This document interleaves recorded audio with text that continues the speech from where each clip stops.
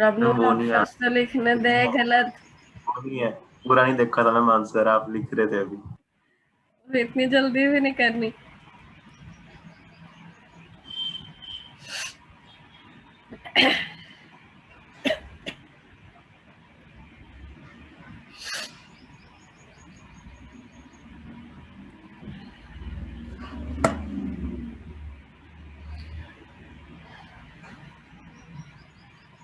Yes, जशन ने भी ठीक दे दिया, वेरी गुड। दोनों ने बिल्कुल साथ साथ दिया, बहुत बढ़िया। जशन देख अच्छे से करता है तो तेरा बिल्कुल ठीक आती है चीज। 2 आंसर्स मिल गए मुझे, बिल्कुल ठीक मिले हैं। प्रिया नहीं, ध्यान से देखो बेटा। ए का तो आपने ऑर्डर ठीक निकाला है, बी का देखो।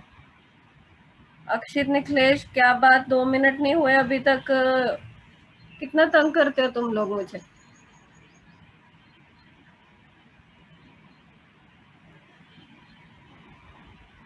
Answer is D. एक तो देखो नहीं पता चलता तो इक्वेशन बना के सिखाया था। प्रिया कहाँ गलती की बेटा, इधर देखो जरा, ध्यान दो। रेट लॉ हम सी का पूछा है इसने, एक्चुअली सी का जो होएगा वो रेट ऑफ रिएक्शन ही बनेगा। इसका ऑर्डर एक्स मान लो, इसका ऑर्डर वाई मान लो, ऐसे करते हैं ना। अब ए की कंसंट्रेशन कांस्टेंट रही है इसमें, पहले 2 इक्वेशन को लिख लो जैसे सिखाई थी वैसे कर लो, या देख के कर सकते हो। ए की कंसंट्रेशन बदली नहीं, बी की कंसंट्रेशन डबल हुई, डबल की ना बी की, बट बी के डबल करने के बाद भी रेट सेम रहा, रेट पे कोई फर्क नहीं पड़ा। इसका मतलब क्या है, बी की कंसंट्रेशन पे रेट डिपेंड नहीं करता, बी की कंसंट्रेशन पे रेट डिपेंड नहीं करता, इसका मतलब बी का ऑर्डर 0 है, समझे। और अब देखो कंपेयर करो अब तुम फर्स्ट और थर्ड को। फर्स्ट और थर्ड में पता चल रहा है कि ए की कंसंट्रेशन डबल करी, बी की सेम रही है, ए का इफेक्ट पता चलेगा ना इससे। ए की डबल करी और रेट डबल हो गया, ये दोनों एक डबल है। ए की कंसंट्रेशन डबल करने से रेट डबल हो रहा है, मतलब ए की पावर 1 से वेरी होता है। तो ए के विद रिस्पेक्ट ऑर्डर 1 है, बी के विद रिस्पेक्ट ऑर्डर 0 है। तो बी के विद रिस्पेक्ट ऑर्डर 0 है, मतलब डिपेंडेंसी नहीं है, तो डी ऑप्शन आएगा। समझ गए पिया, मान्या, अक्षित, निखिलेश? तुम लोगों ने आंसर्स नहीं दिए भाई। क्लियर है अब? एक और है, उसके बाद सरफेस स्टार्ट करते हैं अपना।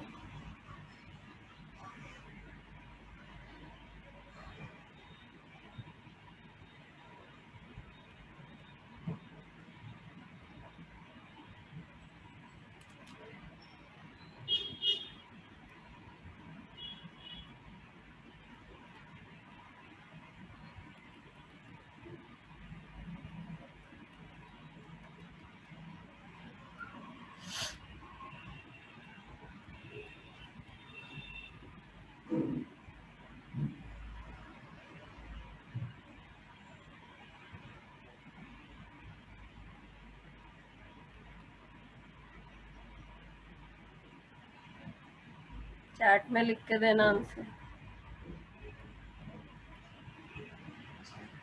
जल्दबाजी नहीं करनी है, ध्यान से करना।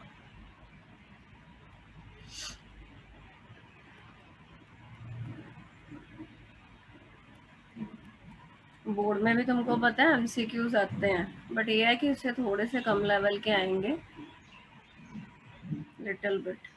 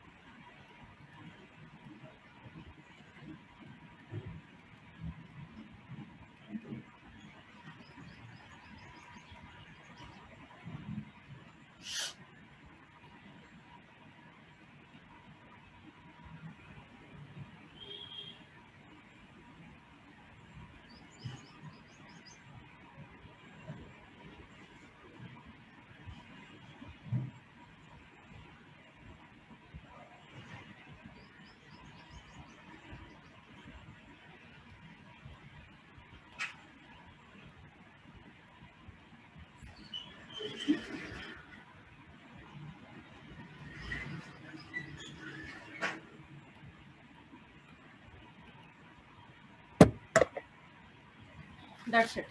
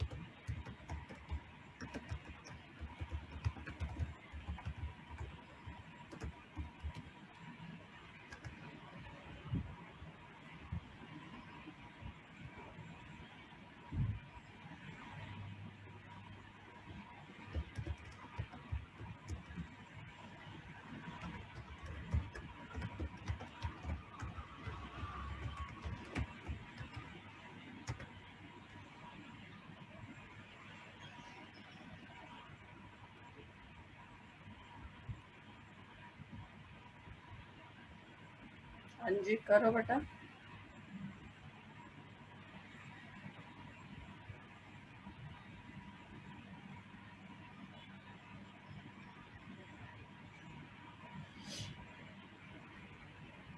ये 2.0 है।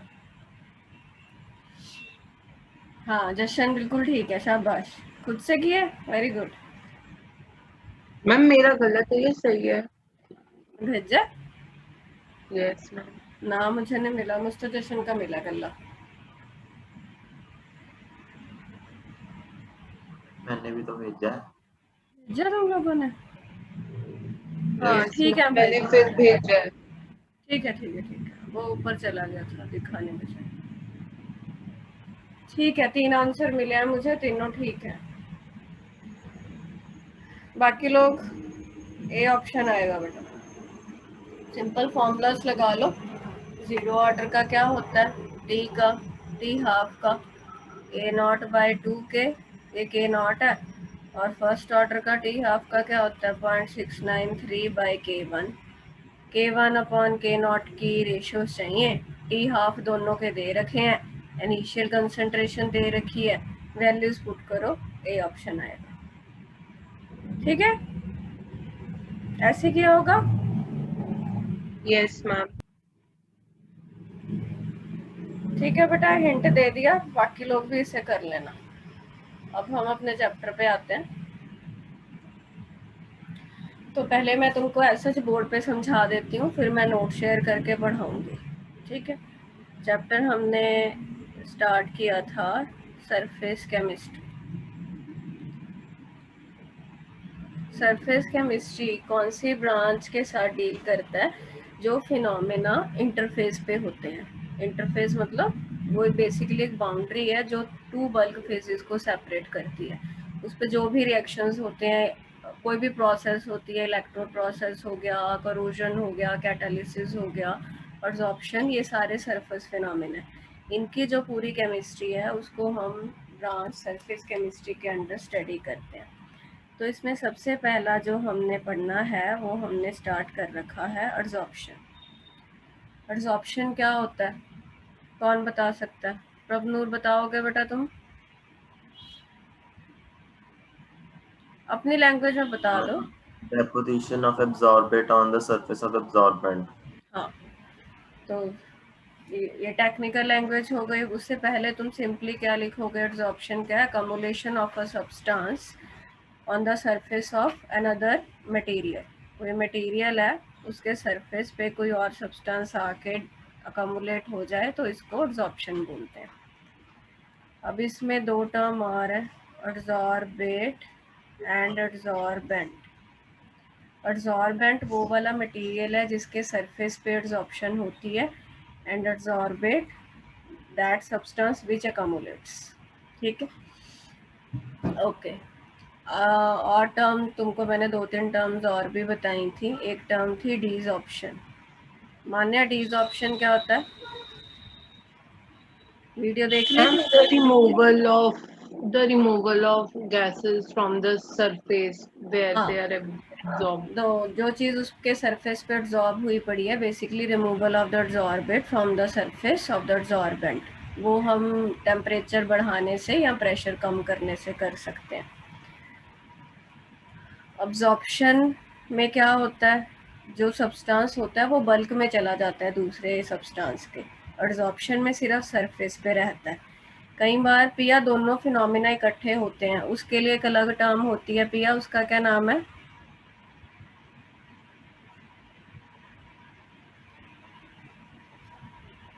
पिया तुम दिख नहीं रहे मुझे। Sorption. Sorption is that process जब दोनों इकट्ठे होते हैं। कोई एग्जांपल सॉर्प्शन की Nikhilesh? Nikhilesh give example of sorption. आवाज नहीं आ रही। डाई। क्लॉथ पे जब हम डाई करते हैं तो वो बल्क में भी जाती है, सरफेस पे भी जाती है, ठीक है, उसको सॉर्प्शन बोलते हैं। ओके, एक टर्म थी कल्जन। अक्षित, व्हाट इज ए कल्जन? अक्षित रिप्लाई में क्या होता है ये? पढ़ा है नहीं मैम, है ना? अकेली स्पेक्स दिख रही हैं।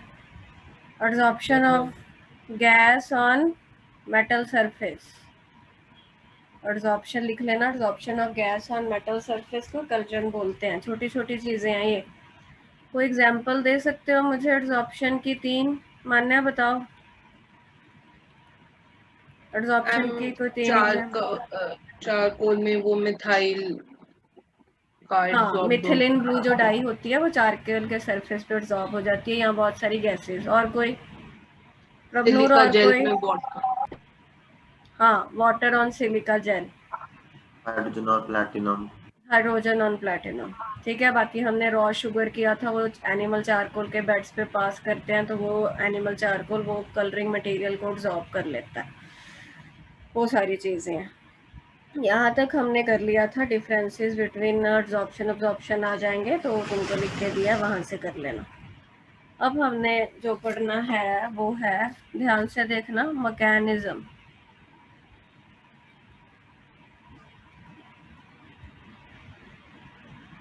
बेटा नोट्स में सारा कुछ दिया हुआ है, वो सफिशिएंट है। एनसीईआरटी में भी ये चैप्टर अच्छा है, उसकी थ्योरी तो दोनों मिला के तुम कर सकते हो। ऑलमोस्ट तो सेम ही है, नोट्स में थोड़ी बहुत चीज़ें एक्स्ट्रा होंगी बस। अब मैकेनिज्म ऑफ एब्जॉर्प्शन देख लेते हैं कि इसका थर्मोडायनेमिक्स क्या है। ये एब्जॉर्बेंट है, मान लो मटेरियल है जिसके सरफेस पे आके मॉलिक्यूल अकम्युलेट होते हैं। चारकोल का पीस है मान लो, कुछ भी है। तो अब इसके जो अंदर मॉलिक्यूल है ना, बल्क में, एब्जॉर्बेंट की बात कर रही हूँ मैं। कोई मटेरियल है, हर मटेरियल एटम्स का बना है, मॉलिक्यूल्स का बना है। इसके अंदर इसके अपने एटम्स हैं, मॉलिक्यूल्स हैं। मैंने कोई एक मॉलिक्यूल कंसीडर कर लिया जो अंदर था, तो उसको उसी के खुद के मॉलिक्यूल चारों तरफ से अट्रैक्ट करते हैं। नॉर्मल इंटरमॉलिक्यूलर फोर्सेस होते हैं ना, जैसे ये है। इसके अंदर कोई बल्क में, मान लो मैंने देख लिया, एटम स्टडी कर रही हूँ मैं, उसको उसी के एटम चारों तरफ से खींच रहे हैं, तो वो स्टेबल है, ठीक है। बट होता क्या है, जो इसके मॉलिक्यूल्स इसके सरफेस पे हैं, इनको नीचे की तरफ तो खींच रहे हैं, साइड्स पे भी खींच रहे हैं, बट इसके ऊपर तो मटेरियल नहीं है ना ये, तो ऊपर फोर्सेस नहीं है बैलेंस करने के लिए। तो जो ये वाले जगह पे या ये वाले जगह पे, ये वाले जगह पे एटम्स हैं एब्जॉर्बेंट के खुद के ही, उनके पास एक अनबैलेंस्ड फोर्सेस होते हैं अंदर की तरफ, इनवर्ड्स। क्यों अनबैलेंस्ड फोर्सेस हैं? क्योंकि उनको बैलेंस करने के लिए ऊपर तो कोई मॉलिक्यूल एटम है नहीं जो उसको बैलेंस कर सके। तो एब्जॉर्बेंट का जो सरफेस पे मॉलिक्यूल्स हैं, उनके पास एक अनबैलेंस्ड फोर्सेस बचे हुए हैं, जिनको हम रेजिडुअल फोर्सेस भी बोलते हैं, जो कि बैलेंस वो अपने आप में नहीं कर पा रहा। इसीलिए अब कोई गैस है या कुछ भी मटेरियल है, तो वो क्या करता है, उसके मॉलिक्यूल्स यहाँ पे आके अकोमुलेट हो जाते हैं, क्योंकि वही फोर्सेस उसको खींचते हैं जो अनबैलेंस्ड फोर्सेस थे। Basically this is the reason for absorption. अब जब ये जो मैंने ग्रीन कलर के दिखाए हैं ये क्या है, एड्सॉर्बेट है। ये जब इसके सरफेस पे आ जाएगा तो जो अनबैलेंस्ड फोर्सेस थे, रेजिडुअल फोर्सेस थे, वो बेसिकली डिक्रीज होने लग जाएंगे, कम होने लग जाएंगे। एक तरीके से अट्रैक्शन हो रही थी, एंड तुमको पता है कि अट्रैक्शन से हीट हमेशा लिबरेट होती है, तो जो एब्जॉर्प्शन की डेल्टा एच है वो नेगेटिव है। It is an exothermic process. समझ गए ये बात क्यों है ऐसा? क्योंकि जो एब्जॉर्बेंट के रेजिडुअल फोर्सेस हैं, क्यों है रेजिडुअल फोर्सेस? क्योंकि उनके सरफेस ऊपर कोई और मॉलिक्यूल्स नहीं है जो उनको बैलेंस कर सके, इसी के कारण वो एब्जॉर्बेट के मॉलिक्यूल्स को अट्रैक्ट करते हैं, जिसके कारण अट्रैक्शन के कारण हीट लिबरेट होती है, डेल्टा एच नेगेटिव है। पहली बात, ठीक है। दूसरी बात, मुझे ये बताओ एंट्रोपी चेंज क्या होगी एब्जॉर्प्शन में, पॉजिटिव होगी क्या नेगेटिव होगी? एंट्रोपी पता है ना? एंट्रोपी क्या होती है याद करा देती हूँ, +1 में पढ़ा है तुम लोगों ने, रैंडमनेस। एंट्रोपी क्या होती है? रैंडमनेस, ठीक है। अब जब तक गैस है, मान लो ऑर्बिट में गैस लेके चलती हूँ, जब तक वो सरफेस पे नहीं आई थी, वो इधर उधर ऐसे घूम रही थी, बहुत ज़्यादा रैंडम स्टेट में थी गैस, ठीक है। उसकी एंट्रोपी ज़्यादा थी, मान लो 100 थी एंट्रोपी। फिर जब एब्जॉर्बेंट ने उसको पकड़ लिया, फिक्स कर लिया अपने ऊपर, एंट्रोपी कम हो गई, अब वो इधर उधर घूम नहीं पा रही। अब मान लो उसकी एंट्रोपी 10 है, तो डेल्टा एस की होगा फाइनल माइनस इनिशियल, तो नेगेटिव आएगी डेल्टा एस। तो हम बोलते हैं एंट्रोपी कम हो रही है। क्यों कम हो रही है? क्योंकि रैंडमनेस कम हो रही है। ये तुम दोनों पॉइंट समझ गए? बोलो, डेल्टा एच नेगेटिव होता है absorption. Delta G total negative रहेगी ना, लेकिन ओवरऑल तो वो मैं बताने लगी हूँ, पहले ये दोनों बताओ। ये समझ आ गई सबको, डेल्टा एच क्यों नेगेटिव है और डेल्टा एस क्यों नेगेटिव है? बोलो मिथिलेश, पिया, जशन। ये दोनों क्वेश्चन आ सकते हैं, वो 1 नंबर का क्वेश्चन दे देता है कई बार कि एब्जॉर्प्शन में एंट्रोपी चेंज क्या होता है, नेगेटिव। रीजन बता दिया, इनको रट्टे नहीं लगाने, चीज़ों को समझ के करना है।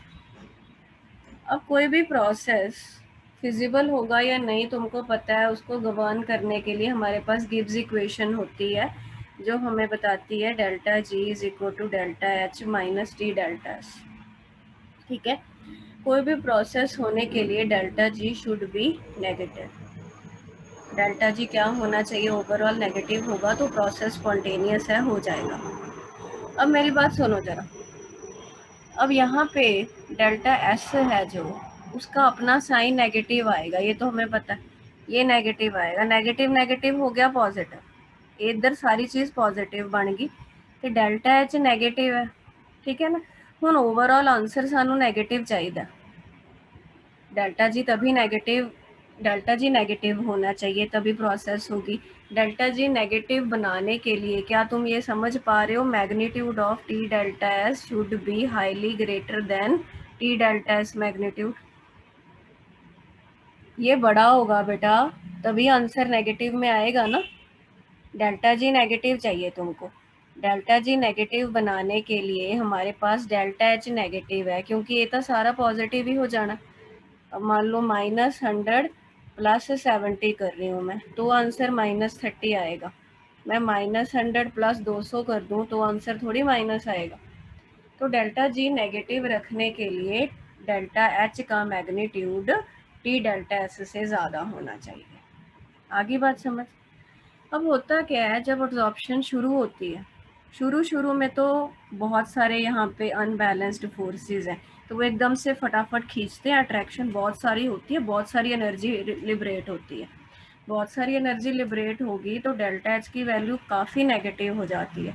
वो इतनी नेगेटिव हो जाती है कि ओवरऑल डेल्टा जी भी अच्छा खासा नेगेटिव होता है। बट थोड़े टाइम बाद क्या होता है, अट्रैक्शन कम होने लगती है बिटवीन एब्जॉर्बेंट एंड एब्जॉर्बेट। तुम खुद लॉजिकली सोचो क्यों अट्रैक्शन कम होगी, उसके फोर्सेस बैलेंस होना चालू हो गए, तो एक टाइम पे आके ये और ज़्यादा अट्रैक्ट नहीं करेगा, कम हो जाएगी अट्रैक्शन, तो डेल्टा एच की वैल्यू मतलब कम नेगेटिव होने लगती है, उतनी लिबरेट नहीं कर पाता। तो डेल्टा एच की वैल्यू कम नेगेटिव होते होते एक स्टेज ऐसी आ जाती है जब दोनों का मैग्नीट्यूड बराबर हो जाता है। जब दोनों का मैग्नीट्यूड बराबर हो जाएगा तो डेल्टा जी की वैल्यू 0 हो जाती है। डेल्टा जी 0 का मतलब इक्विलिब्रियम आ जाता है। इसीलिए हमने पॉइंट किया हुआ है कि जो एब्जॉर्प्शन का रेट है वो टाइम के साथ कम इसीलिए होता है क्योंकि अट्रैक्शन कम होती जाती है। ये सारी तुमको मैकेनिज्म समझ में आ गई। एक बार दोबारा सम अप कर देती हूँ। एब्जॉर्बेंट के पास अनबैलेंस्ड फोर्सेस हैं सरफेस वाले मॉलिक्यूल्स पे, अंदर वाले मॉलिक्यूल्स पे नहीं है, जिसके कारण वो एब्जॉर्बेट को अट्रैक्ट करते हैं। अट्रैक्शन के कारण एनर्जी लिबरेट होती है, इसीलिए ये एक्सोथर्मिक प्रोसेस है। ये मतलब एब्जॉर्प्शन। रैंडमनेस भी कम हो रही है तो डेल्टा एस भी नेगेटिव है। ओवरऑल प्रोसेस फिजिबल के लिए delta G should be negative. Delta ji negative तब होगा जब डेल्टा एच का मैग्नीट्यूड टी डेल्टा एस से बड़ा होगा। ठीक है, मैग्नीट्यूड पहले पहले तो ऐसा होता है, कुछ टाइम के बाद डेल्टा एच का मैग्नीट्यूड कम होने लगता है। एक स्टेज ऐसी आ जाती है जब दोनों की वैल्यू बराबर हो जाती है। जब वैल्यू इक्वल हो जाएगी delta G will become 0, equilibrium आ जाएगा। That's the mechanism of absorption. Is it clear? ठीक यस मैम। ये देखो, ये पढ़ लेना, नोट्स में लिखी हुई है, मैं दिखा देती हूँ तुमको।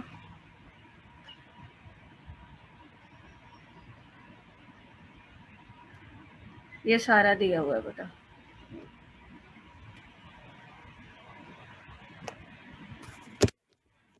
देखो, अब बनाया कि बल्क हो गया, सरफेस हो गया, एब्जॉर्प्शन एक्सोथर्मिक प्रोसेस है। और उसके बाद अगला पेज ये, ठीक है, ये सारा बताया हुआ है। एक ये टर्म कर लेना, मोलर एंथैल्पी ऑफ एब्जॉर्प्शन। जैसे बाकी सारी एंथैल्पीज करते होते हैं ना, आप थर्मो में पढ़ी होंगी, enthalpy of vaporization, enthalpy of formation. तो एक मोल गैस जब सरफेस पे एब्जॉर्ब हो जाए तो कितनी हीट निकलेगी उसको बोलते हैं molar enthalpy of absorption. Amount of heat evolved क्यों लिखा है, एक्सोथर्मिक है। When 1 mole of gas is absorbed on solid that is called molar enthalpy of absorption. ठीक है,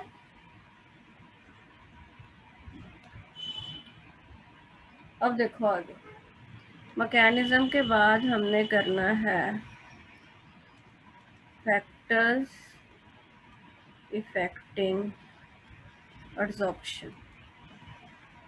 कौन कौन से फैक्टर्स एब्जॉर्प्शन को इफेक्ट करेंगे? सबसे पहला है नेचर ऑफ एब्जॉर्ब, पहले बेंट लिख लो, nature of absorbent. Nature and surface area, मैंने बस एक चीज़ लिख दी। अच्छा, एब्जॉर्प्शन एक सरफेस फिनोमेना है, तो जितना सरफेस एरिया हमें पता है ज़्यादा होगा उतना नेचुरली एब्जॉर्प्शन ज़्यादा होगा। सरफेस एरिया जितना ज़्यादा एब्जॉर्प्शन उतनी ज़्यादा। तो सरफेस एरिया किसका ज़्यादा हो सकता है? जो हाईली पोरस मटेरियल होते हैं। कल तुमको एग्जांपल बताई थी, जैसे चारकोल हो गया, ठीक है, क्ले हो गया, सिलिका जेल हो गया। All these are highly porous material. They have high surface area per unit mass. That is why they are acting as good absorbents. तो इसमें आप एक लाइन लिखेंगे, सरफेस एरिया जितना ज़्यादा एब्जॉर्प्शन उतनी ज़्यादा।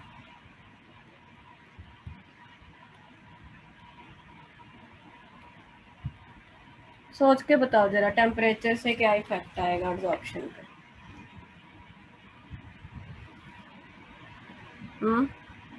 टेम्परेचर बढ़ाने से एब्जॉर्प्शन बढ़ेगी कि कम होगी? बढ़नी चाहिए मैम। बढ़नी चाहिए, एक्सोथर्मिक प्रोसेस है। कम होना चाहिए, कम होना कम चाहिए। होगा। देखो जरा ध्यान दो, एक तो मैं वैसे ही तुमको लीचर्टली प्रिंसिपल से बता सकती हूँ, वैसे लॉजिक लगाओ, जरा दिमाग लगाओ। ये चारकोल का पीस है, इसके गैस एब्जॉर्ब हुई पड़ी है, कुछ समझने की भी जरूरत नहीं, देख के पता लग जाता है। तुमने इसको हीट करना शुरू कर दिया तो गैस के मॉलिक्यूल हीट लेके बाहर भागने नहीं लग जाएंगे? बड़ा लॉजिकल सा लग रहा है। जाने लग जाएंगे मतलब एब्जॉर्प्शन तक अटकी डीजॉर्प्शन होने लग जाएगी। ठीक है, एक तो ऐसे समझा जा सकता है। बाकी ली चैटले प्रिंसिपल तो अपना है ही जिंदाबाद।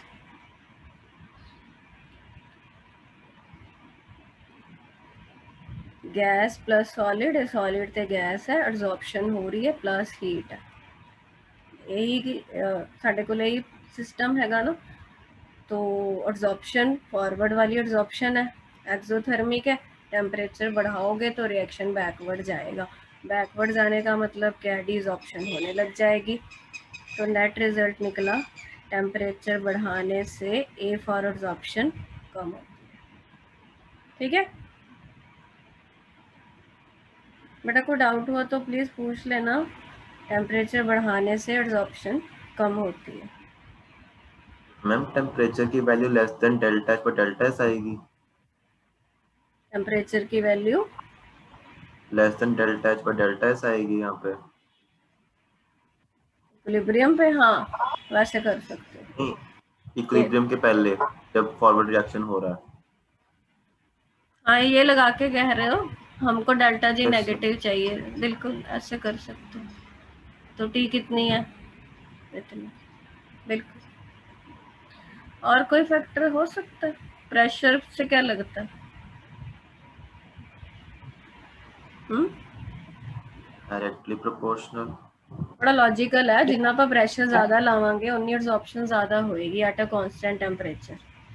तो प्रेशर बढ़ाओगे एब्जॉर्प्शन बढ़ेगी। गैस को एब्जॉर्ब करा रहे हैं ना, बेसिकली हम गैस ऑन सॉलिड देख रहे हैं। वैसे और भी तरह की होती है बट हमारे सिलेबस में गैस ऑन सॉलिड ही है। दो फैक्टर और है ये। अभी तक कौन कौन से डिस्कस करे हैं फैक्टर? किस चीज के फैक्टर थे बेटा? एब्जॉर्प्शन। हाँ, एब्जॉर्प्शन को कौन कौन से फैक्टर इफेक्ट करते हैं, नाम बता सकते हो? 3। और टेम्परेचर। नेचर किसका? और सॉलिड का, एब्जॉर्बेंट का। और टेम्परेचर और प्रेशर। प्रेशर। एक होता है एक्टिवेशन ऑफ एब्जॉर्बेंट। ये ना बोर्ड में कल ही क्वेश्चन आ जाता है, what is activation of absorbent. बहुत सिंपल है, एब्जॉर्बेंट को हम कुछ ऐसा करें कि उसकी एब्जॉर्प्शन की कैपेसिटी बढ़ जाए, उसको बोलते हैं एब्जॉर्बेंट को एक्टिवेट करना। Activation of absorbent means to increase the adsorption capacity of adsorbent। अब ये करने के तरीके होते हैं 3। एक तो बेटा सरफेस रफ कर देना हम यदि एब्जॉर्बेंट का, तो एब्जॉर्प्शन ज़्यादा होती है। तो सरफेस जो रफ करते हैं, अब उसके बहुत तरीके हैं वो नहीं हमने पढ़ना, बस ये है मैकेनिकल मेथड भी होते हैं, रबिंग रुबिंग करके, केमिकल मेथड भी होते हैं। इन दोनों से यदि हम एब्जॉर्बेंट के सरफेस को रफ कर दें तो एब्जॉर्प्शन बढ़ जाती है। और क्या कर सकते हो, पाउडर बनाया जा, पाउडर लिख लो या लिख लो, स्मॉल पीस कर दो एब्जॉर्बेंट के। क्या होगा स्मॉल पीस करने से? माने क्या होगा, मैं एक चौक को 3 टुकड़ों में बांट दूं इस पेन को, तो क्या उसका सरफेस एरिया नहीं बढ़ेगा? हम सरफेस एरिया बढ़ा रहे हैं, सरफेस एरिया बढ़ाने से तुम जानते हो एब्जॉर्प्शन ज़्यादा होती है। That's it.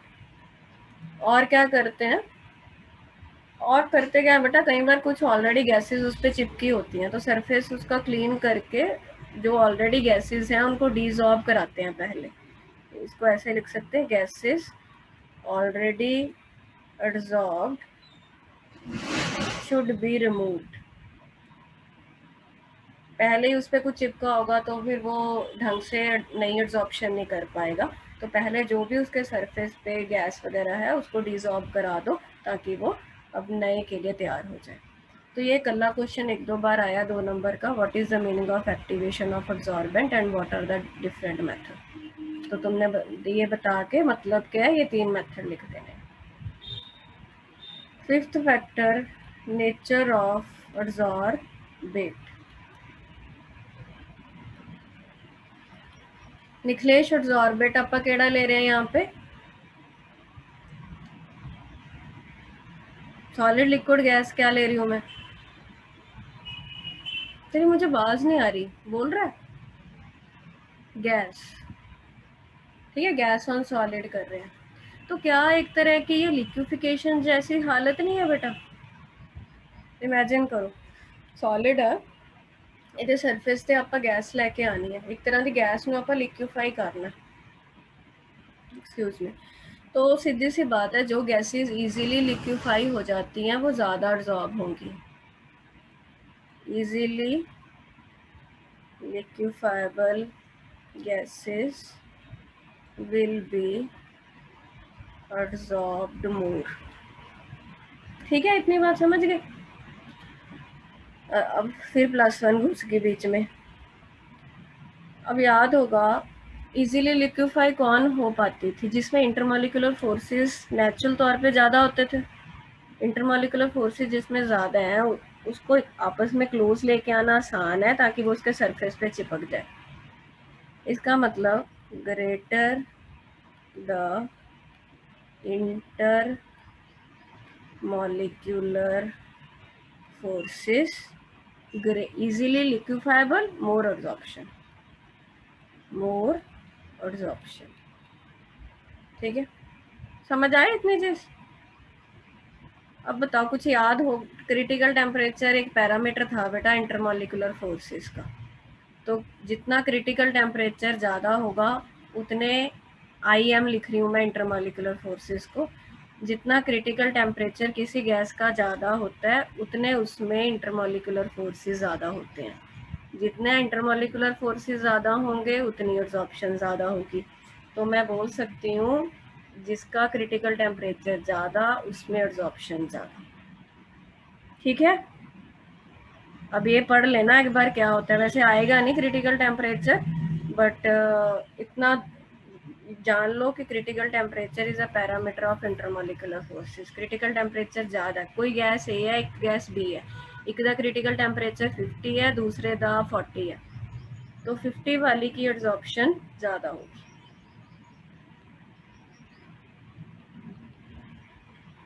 As compare to gas B. तो 5 ये फैक्टर्स हैं, एक बार माइंड में रिवाइज करो। एब्जॉर्प्शन है, सॉलिड के उत्ते गैस लेके आनी है। फैक्टर्स कौन कौन से उस चीज़ को डिटर्मिन कर रहे हैं? सॉलिड का नेचर, टेक्निकली मुझे क्या बोलना चाहिए? एब्जॉर्बेंट का नेचर। उसका नेचर क्या? जितना उसका सरफेस एरिया ज़्यादा उतनी एब्जॉर्प्शन ज़्यादा, उस पोरस जितना वो ज़्यादा उतनी एब्जॉर्प्शन ज़्यादा। Silica gel, charcoal, all these are example. दूसरा फैक्टर टेम्परेचर, जितना टेम्परेचर ज़्यादा एब्जॉर्प्शन कम, बिकॉज एक्सोथर्मिक प्रोसेस है। थर्ड प्रेशर, जितना प्रेशर ज़्यादा उतनी एब्जॉर्प्शन ज़्यादा। Then activation of absorbent, absorbent की हम एब्जॉर्प्शन की कैपेसिटी बढ़ा रहे हैं, उसका सरफेस रफ कर दें मैकेनिकल या केमिकल मेथड से, या उसको सरफेस एरिया बढ़ा दें उसके पीस कर।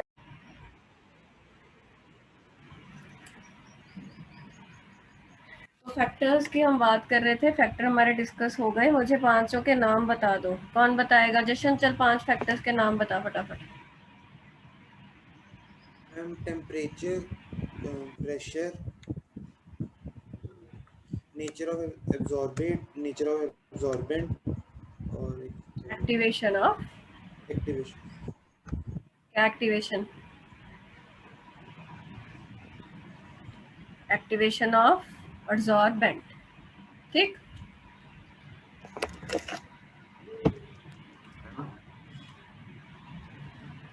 कोई बोल रहा है? मैम इसका मतलब ऑक्सीजन हाइड्रोजन की सबसे कम होती है as compare to other gases. ये देख आ गया तेरे को आंसर। होने की सबसे ज्यादा होती है। ठीक है मैम। ठीक है, ये क्रिटिकल टेम्परेचर्स दे रखे हैं। मैंने तुमको क्या बताया? जितना क्रिटिकल टेम्परेचर ज़्यादा उतनी एब्जॉर्प्शन ज़्यादा। ये देखो ये वॉल्यूम एब्जॉर्ब्ड है, ठीक है, ये चीज़ है। बट वो भी डिपेंड करता है ना कौन किस पे होगी। हाइड्रोजन वैसे बहुत ज़्यादा पाई जाती है प्लैटिनम वगैरह में, बट ऐसा थोड़ी है हर ही गैस हर एक पे नहीं हो सकती, उसके भी मैटर करते हैं, उनमें आपस में कोई बॉन्ड बन रहा है या नहीं बन रहा, वो मैं आगे पढ़ाऊंगी। 2 तरह की एब्जॉर्प्शन होती है, फिजिकल और केमिकल। अब तुम अपने उसमें हाइड्रोजन जो चैप्टर था +1 में, उसमें ये पढ़ा होगा कि प्लैटिनम में बहुत सारी हाइड्रोजन चली जाती है। फिर तुम सोचोगे कि जानी तो कम चाहिए थी, और बाकी सारी जा ही नहीं पाते उनके साथ, उसकी अट्रैक्शन है ही नहीं, नेचुरल तौर पे बॉन्ड नहीं बन पाते। और भी फैक्टर्स मतलब है, nature of types of absorption है बेसिकली जो हमारा अगला टॉपिक है। ये बेटा फैक्टर्स दिए हुए हैं, सारा वो एक्सप्लेन किया जो मैंने तुमको समझाया। अगला टॉपिक देखो क्या है, टाइप्स ऑफ एब्जॉर्प्शन। इजी सा चैप्टर है, जो बताती जाती हूँ सुनते जाओ, दैट्स इट। एक बार रीडिंग दे लेना, याद हो जाएगा। मुफ्त के नंबर हैं इस चैप्टर में से, कोई न्यूमेरिकल नहीं करना, एक आधा होगा, बहुत आसान। अब तक हमने देख लिया एब्जॉर्प्शन क्या होती है और उसके साथ लिंक्ड टर्म्स क्या हैं, और हमने देख लिया कौन कौन से फैक्टर्स उसको इफेक्ट कर रहे हैं। अब हम देखेंगे एब्जॉर्प्शन के टाइप्स क्या हैं। 2 तरह की बेटा एब्जॉर्प्शन होती है, एक होती है फिजिकल एब्जॉर्प्शन, दूसरी होती है केमिकल एब्जॉर्प्शन। इनके और नाम भी हैं। फिजिकल एब्जॉर्प्शन को फिजियोजॉर्प्शन भी बोलते हैं। फिजियोजॉर्प्शन फिजिकल एब्जॉर्प्शन का दूसरा नाम है। केमिकल एब्जॉर्प्शन को केमियोजॉर्प्शन बोल देते हैं। सॉर्प्शन से मत कंफ्यूज कर देना, है एब्जॉर्प्शन ही, केमिकल एब्जॉर्प्शन केमियोजॉर्प्शन, फिजिकल एब्जॉर्प्शन फिजियोजॉर्प्शन। और इसका एक और नाम भी है वॉन डर Waals absorption.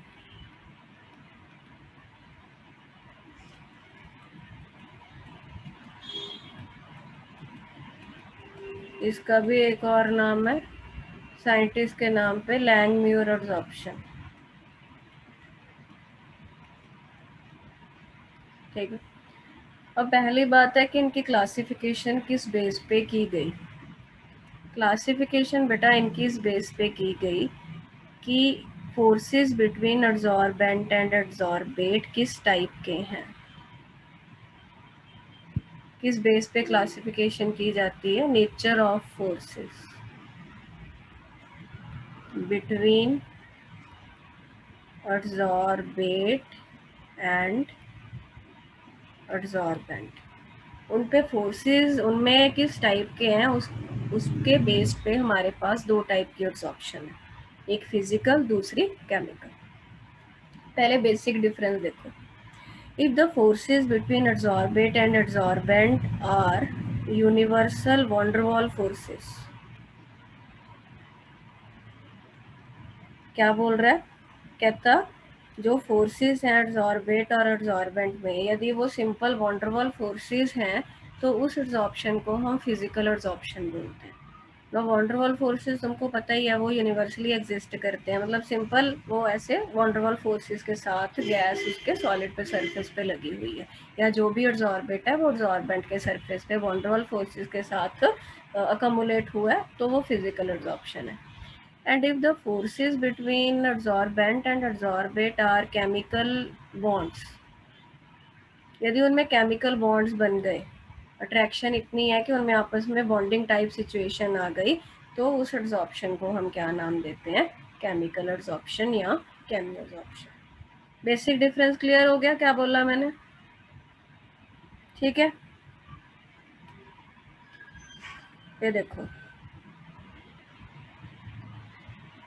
when the forces are weak, van der Waals forces, you know van der Waals forces are weak by nature, तो वो फिजिकल है, उसमें कोई भी केमिकल बॉन्ड नहीं बनेगा, ठीक। अब इसके करेक्टरिस्टिक देखने अपन ने कि फिजिकल एब्जॉर्प्शन के क्या करेक्टरिस्टिक होते हैं, ये अलग से क्वेश्चन आता है। एक तो क्वेश्चन पूछेगा टाइप्स ऑफ एब्जॉर्प्शन क्या है, फिजिकल हो गई केमिकल हो गई, फिर फिजिकल एब्जॉर्प्शन के क्या करेक्टर हैं, केमिकल के क्या हैं।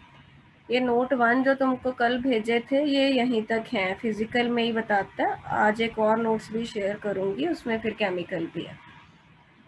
देखो सबसे पहला बेटा करेक्टर क्या दिया हुआ है, लैक ऑफ स्पेसिफिसिटी। मैं यहीं पे समझा देती हूँ, सुनने पे ध्यान देना, जब पढ़ाऊंगी तो पढ़ाने पे। लैक ऑफ स्पेसिफिसिटी, यहाँ इसको कई बार इस हेडिंग के अंडर भी पढ़ा जाता है नॉन स्पेसिफिक नेचर।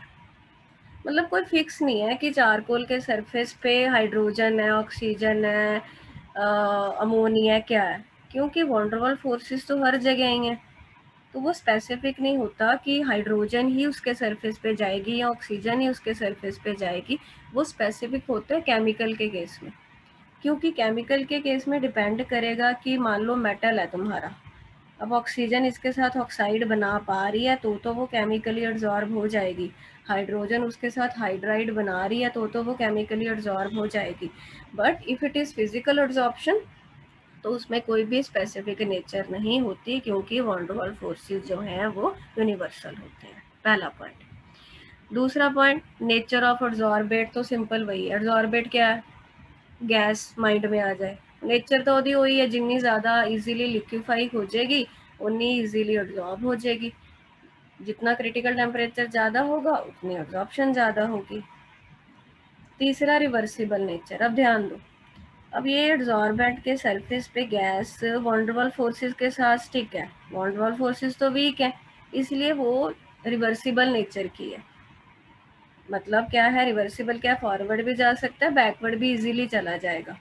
बट उल्टा सोचो, जो केमिकल बॉन्ड बन गया ऑक्सीजन और मेटल में, केमिकल बॉन्ड बन गया तो केमिकल बॉन्ड ब्रेक करना इतना आसान थोड़ी है, तो वो होती है इरिवर्सिबल नेचर की केमिकल वाली।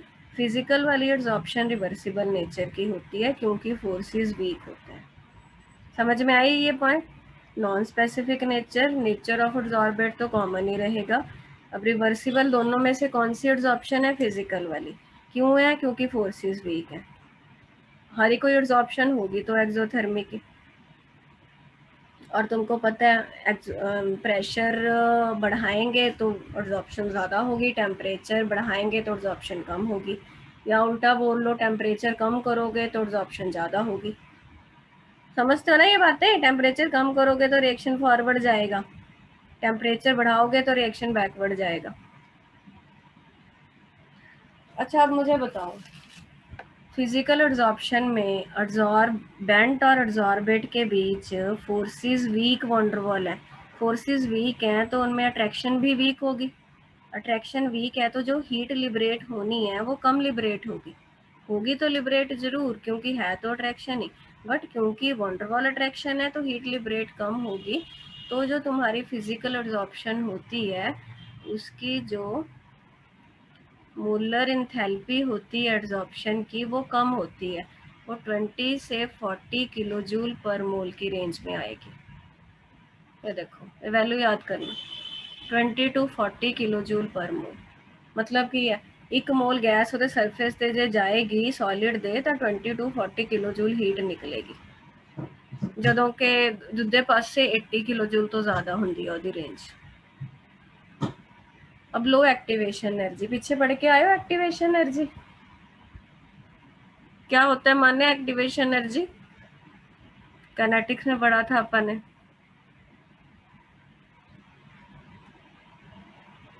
एक्टिवेशन एनर्जी जो हमें एक्स्ट्रा एनर्जी बाहर से सप्लाई करनी पड़ती है ताकि उनके पास थ्रेशोल्ड एनर्जी बन जाए, काम हो जाए। बट इनमें तो कोई बॉन्ड बूंड तो बनने हैं नहीं फिजिकल एब्जॉर्प्शन में, तो फिजिकल एब्जॉर्प्शन होने के लिए इतनी एक्टिवेशन एनर्जी नहीं चाहिए होती, थोड़ी एनर्जी से भी काम हो जाता है। ठीक है, तो ये 5 इसके कैरेक्टरिस्टिक है। मैं ग्राफ फिर समझाती हूँ, दोबारा देखते हैं। एब्जॉर्प्शन पिया कितने टाइप्स की है? 2 types, two physical type, and physical and chemical absorption. जशन फिजिकल एब्जॉर्प्शन क्या होती है? जो भी van der Waals forces involve होते हैं, वैन डर वाल फोर्सेस होते हैं किसमें, किन दोनों चीजों में? मतलब दो जोन से जिसमें absorb You can say adsorbent and adsorbate में if there are weak van der Waals forces then it will be physical adsorption। ठीक है, अब फिजिकल एब्जॉर्प्शन के करेक्टर क्या हैं एक बार माइंड में रिवाइज करो, फिर मैं तुमसे पूछती हूँ। Is it specific nature Prabhnoor और non specific? non-specific. Non specific. Why it is non specific? Because van der Waals forces are universal in nature। ठीक है, और कोई characteristic, is it reversible in nature? Yes, it is reversible in nature. Enthalpy of absorption is low, 20 to 40 kilo joule. Activation energy is low. Nature of absorbate, liquefiable gas होगी तो easily absorb कर जाएगी. देखो याद रख लो heading, lack of specificity, nature of absorbate, reversible nature, low molar enthalpy of absorption जिसको heat of absorption भी बोलते हैं, and low activation energy because there is no chemical bond formation. ये 5 करैक्टर है. अब देखो ग्राफ समझ लेते हैं.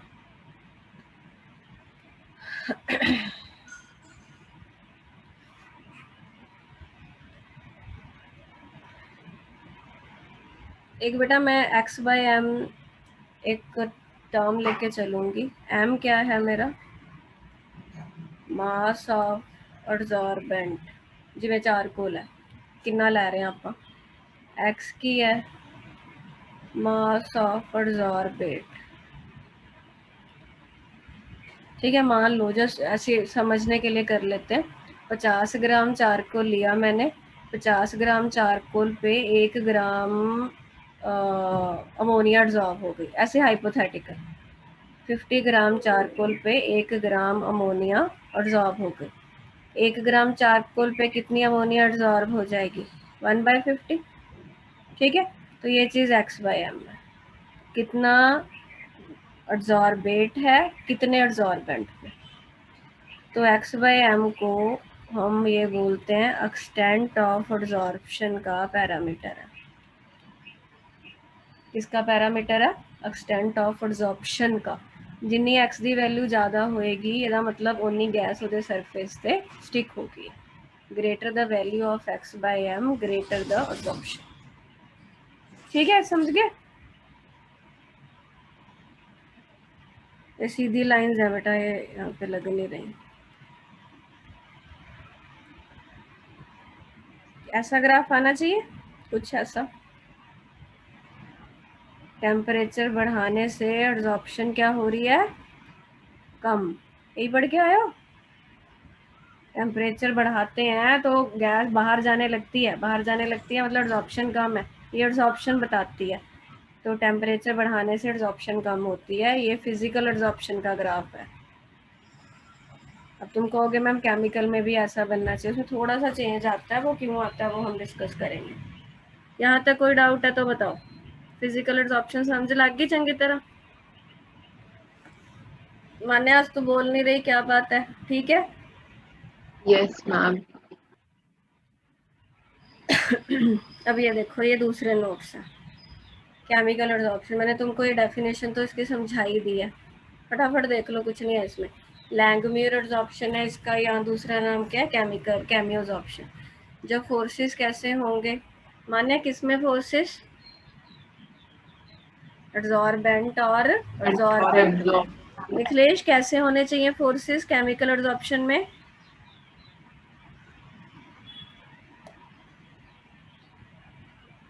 बोल बेटा.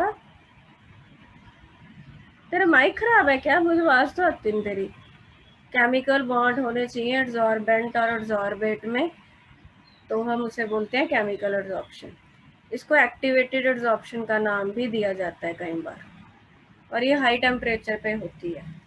देखो बड़ा लॉजिकल है बेटा, हाई टेम्परेचर पे क्यों होगी फिर भी? क्योंकि केमिकल फिनोमिना है, बॉन्ड बनने हैं. बॉन्ड बनने वास्ते एक्टिवेशन एनर्जी चाहिए होंगी है. एक्टिवेशन एनर्जी अब रूम टेम्परेचर पे तो इतनी होती नहीं, तो उसको थोड़ा टेम्परेचर बढ़ाने से उसको थोड़ा पुशअप मिल जाता है, जिसके कारण बॉन्ड बनने लग जाते हैं. ठीक है, तो अब इसके करैक्टरिस्टिक देखो. हेडिंग देख लेते हैं, डिटेल में फिर करेंगे. हाईली स्पेसिफिक नेचर होगी. वही बात मैंने तुमको जो कर रही थी मैं. अब मेटल है, ऑक्सीजन उसी मेटल के सरफेस पे जाएगी जिसके साथ वो ऑक्साइड बना सकती है. फिजिकल एब्जॉर्प्शन में ऐसी कोई लिमिटेशन नहीं है, बट जब उसको केमिकली उसके साथ एब्जॉर्ब होना है ऑक्सीजन को, तो वो उसी के सरफेस पे जाएगी जिसके साथ वो ऑक्साइड बना रही है. हाइड्रोजन उसी के सरफेस पे केमिकली एब्जॉर्ब होगा जिसके साथ वो हाइड्राइड बना पाता है. इसलिए वो हाईली स्पेसिफिक नेचर है क्योंकि बॉन्ड्स इन्वॉल्व है. इरिवर्सिबल नेचर है, अगैन बॉन्ड बन के ब्रेक करने इन्ने तो आसान है नहीं, तो इरिवर्सिबल है. हाई एक्टिवेशन एनर्जी चाहिए है, बॉन्ड बनाने हैं, इस करके एक्टिवेशन एनर्जी होनी चाहिए है. हीट ऑफ एब्जॉर्प्शन ज़्यादा होगी, बॉन्ड बन रहे हैं, स्ट्रॉन्ग है, अट्रैक्शन ज़्यादा है, हीट ज़्यादा निकलेगी। 80 to 240 किलो जूल की रेंज है। रेंज जरूर याद कर लेना, उसकी थी 20 to 40, इसकी 80 to 240।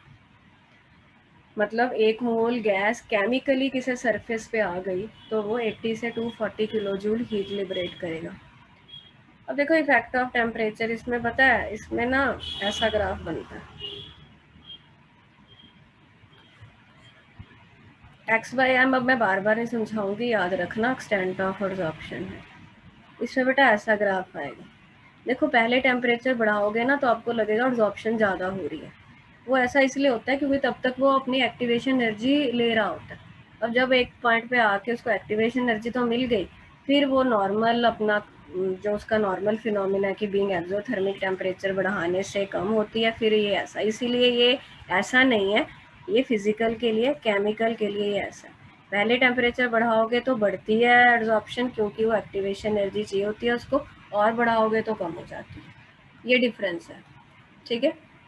ये बनाया होगा ग्राफ यहाँ, हाँ ये रहा। समझ आ गई बात?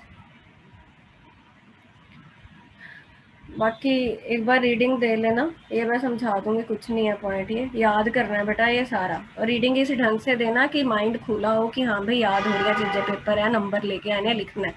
कैजुअली पढ़ोगे तो माइंड रिटेन कम करता है। ठीक है, फिर कल मिलते हैं। ओके बेटा, टेस्ट की तैयारी करो। Bye bye, take care.